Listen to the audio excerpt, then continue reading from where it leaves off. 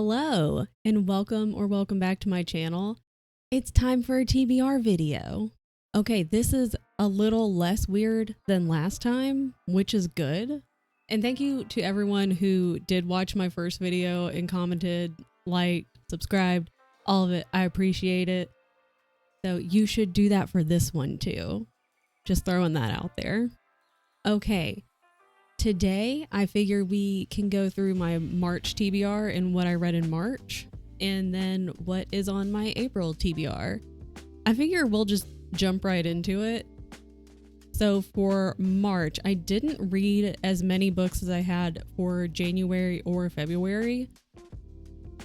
Don't really know why, I just didn't, but that's okay.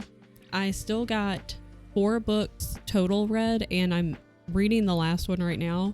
Currently the 24th of March. I should finish it within a day or two. And then we'll just have 5 books.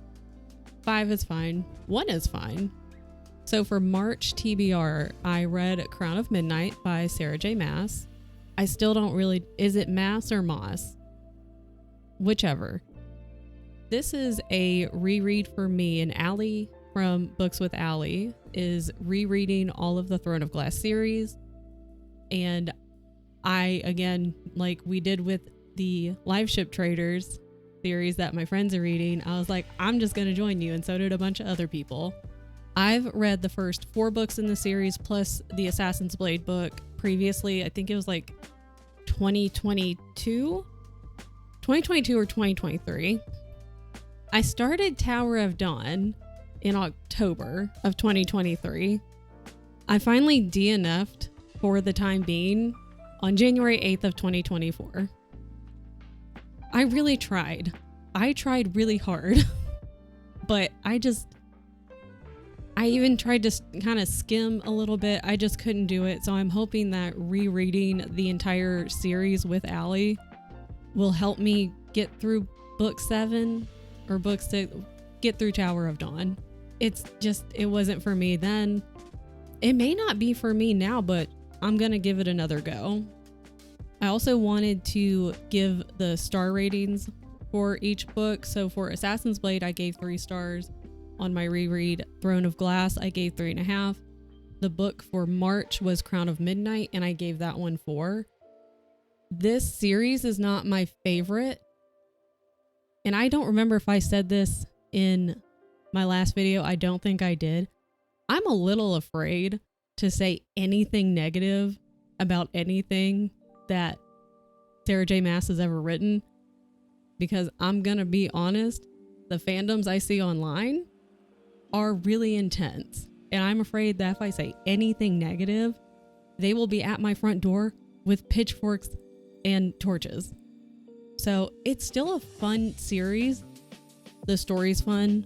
The plot line's fun. It's a good time. And honestly, if I really didn't like the series, I just wouldn't read it. I have 0 issues DNFing a book if I'm not enjoying it. But I did enjoy the story enough when I did read it a couple years ago to want to continue and go, okay, how does it end? Especially when we got to the witches. I enjoyed that part. That may have been a little spoiler, but I don't really think so. I just mentioned 1 word. And if you're interested, you should probably read it. So there you go. The next book on my list was The Last Hope by Erin Hunter. I love the Warrior Cat series. I know it's not called Warrior Cats. Also, people online tend to get real weird about it. They're like, it's not Warrior Cats. It's just warriors. Calm down. Okay, it's talking cats. Calm down. But the very first set of books was a book club read, the first 6 of them for my friend Lydia's book club. And I just kept going after that. I love these books. I ugly cried in this one twice. One big thing that happened that made me cry, I knew was coming. The other thing I didn't know. Damn, I love these books. I didn't think I would love books about talking cats who live in a forest. Damn, I love Warrior Cat. I also read The Blonde Dies First by Joelle Wellington. This one I actually got as a recommendation through Fictional Fates on YouTube and over on Twitch. and I believe this is their friend, and this isn't the first book that they've written, but it was so good. I think this is also YA, and it's like a horror thriller, little bit of mystery. This was such a fun read. The pacing was really well. I really enjoyed the characters. It was just so fun, and it helped break up all the fantasy that I was reading this year. So, highly recommend. I know it's a very new book. I can't remember when it was published. Maybe last year at the latest, but highly recommend. It was so good. It was excellent. The most recent book I finished was Moon of the Crusted Snow, and this was a book club book for my friend Lydia's book club, and I was just more disappointed in the book overall, which is why I gave it such a low rating. And I even sat on the book for like a couple of days to kind of see how I was feeling. 2.5 is still kind of up in the air, but I would not go higher than a 3, at least not for me. I was just more disappointed in throughout the book, honestly, but definitely how it ended. It wasn't for me, maybe is the nicest way to put it. It wasn't my favorite, especially when the book is like, oh, it's post-apocalyptic, and the summary is like, these people come into the community and all this crazy shit happens, and that's just not what happened for me. Editing Kristen here, I just wanted to say really fast that while Moon of the Crusted Snow was not my favorite book, we had an excellent discussion at book club about it. I came away with a lot of new perspectives, and it helped me to understand why a lot of people did enjoy the book. I still don't think I would rate it very high for me, but I did come away from book club with a lot of new information and different ways of thinking about the book. I really appreciated the discussion, but still not my favorite book that I've read this year. The last book that I'm currently reading, because I just started it last night, is Hera by Jennifer Saint. I have read 2 other books by this author. I've read Ariadne and Electra. Ariadne I really liked. I think it's still back here on my little, what is this, shelf? Electra I gave away just because it was really boring. Hera is fine right now. I'm not really loving the writing, and it's a little bit boring, but I just started. I'm only like 30 pages in. We'll see.